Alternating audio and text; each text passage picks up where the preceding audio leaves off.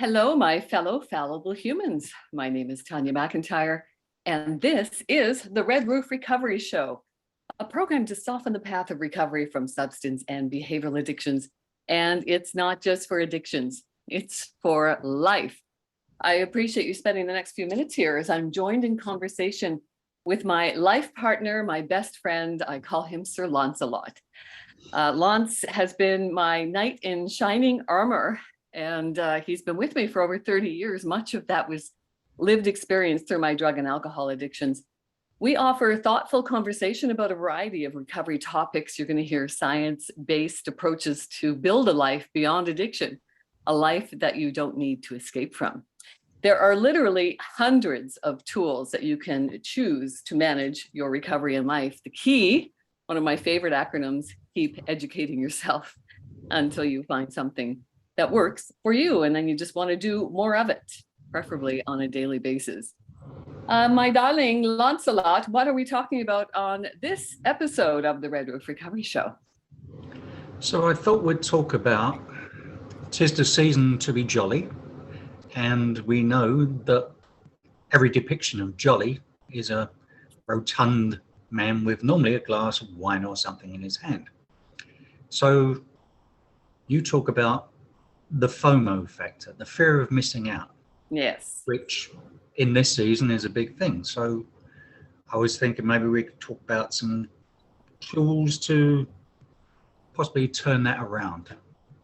Absolutely. As you know, I love acronyms, and I know they annoy the heck out of you. So we are recording this in December of 2022. So we're heading into the holidays. And of course, we talk to a lot of people who are feeling a lot of anxiety around that, because holidays, as you say, are connected to jovial times that are attached to normally alcohol. So we're inundated with messages that we need a substance to be social, right? It's called social lubricant for a reason. So how do we turn FOMO, fear of missing out, into JOMO, joy of moving on? Therein lies the secret to success. Well, I know when we came back from Spain, and you'd come out of rehab and weren't drinking, so obviously I wasn't drinking as well. And I went out with some buddies, and it was early on in the year, but I went out with some buddies to reconnect, and we went to a bar. And we drank most of the afternoon, and as we were leaving, I got my car keys out, and they said, you can't drive, you've been drinking all afternoon. Because most people don't actually take any notice of what you're drinking. So I've been drinking non-alcoholic beer all afternoon. Because most people in their season, if you go somewhere, the first thing they say, what do you want to drink? It's just a natural thing. And a lot of people, if you say an orange juice or some other type of thing, why aren't you drinking? There's always that question, I've found. So I always found that if I bought my own beer, no one questioned it. You'd stand around and you'd be looking like everyone else. And that was my way of coping with the unwanted questions. And seeming to fit in. Yeah, that's a good strategy. Absolutely. So I would encourage you then to ask why it's so important for you to fit in a social setting. That's worth some contemplation, first of all. And the danger of falling into that trap of, holding on to a wine glass or a beer bottle, even if it's something non-alcoholic, is that it can be a placebo, it can be effective. However, we also have a saying in recovery circles that if you sit in the barber chair long enough, you're going to get a haircut. So the secret, I think, is to reprogram our mind to not fall into those comfort zones of needing that beer bottle or that wine glass or that champagne glass, even if it's filled with something less harmful. You're trying to break that habit and reprogram your mind to accept your new life, a life that you won't need to escape from. So I've talked to people, countless people, about how they do that. They go into a social setting, into an environment that makes them uncomfortable to begin with. So they're feeling anxious and they're stressed out about, what am I going to do? You know, when I used to come here, I used to go for the glass of wine or go for the bottle of beer or whatever it is. And they'll order, what do they call them? A mocktail, a virgin, whatever. Mm-hmm. And what sometimes happens is that when bartenders get busy, they can't remember what's going in where. And if you order a mocktail, chances are there's a 90% chance that you're going to get some booze in there if the bartender is busy. And countless people have told me that they ordered a non-alcoholic mocktail and it came with booze in it and they drank it because they thought, oh, well, I can probably just get away with one. So I discourage falling into that habit of going to a place and saying, oh, I'll just get a non-alcoholic beer or I'll get a mocktail. You need to decide, plan, and act. Decide you're going to change your behavior. Decide you're going to stay sober. Plan. What am I going to do when I get uncomfortable? Cravings and urges don't last long. They're a temporary discomfort. You're teaching yourself to ride the waves of this discomfort because it's going to be part of your life. And the longer you abstain from harmful substances and behaviors and creating new habits, the easier it's going to become. They become fewer and far between.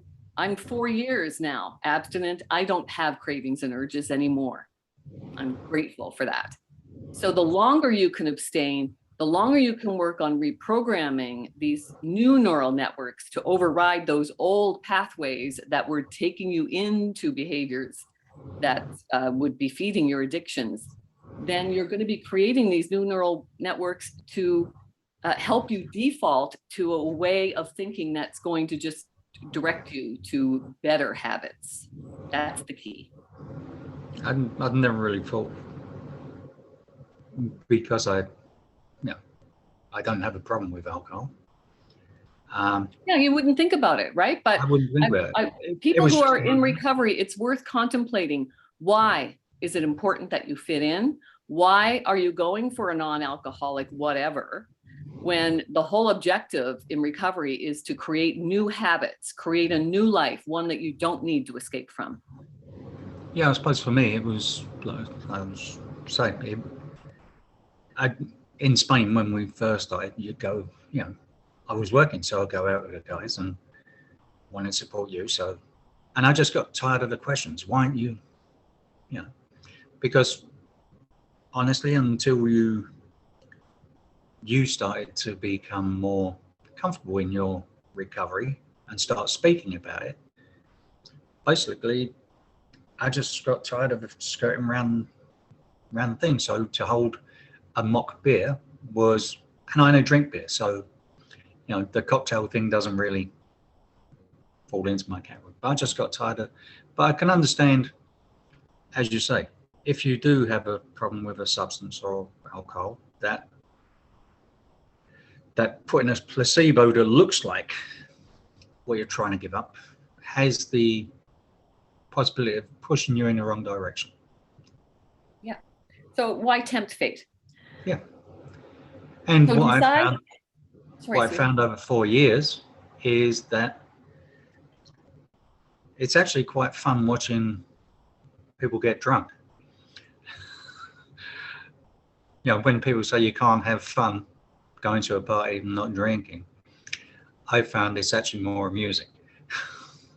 Yes, and start appreciating life's new capabilities. When you're building your resolve, you're strengthening those tools. You've got your toolbox, and now you've got this arsenal of things that you can go to when you're challenged with cravings and urges, and you can celebrate that. I after a while, I thought, why am I dreading a craving or an urge? Every time I get a craving and urge and learn to ride that wave, it's actually strengthening my resolve, my resilience. It's making me stronger.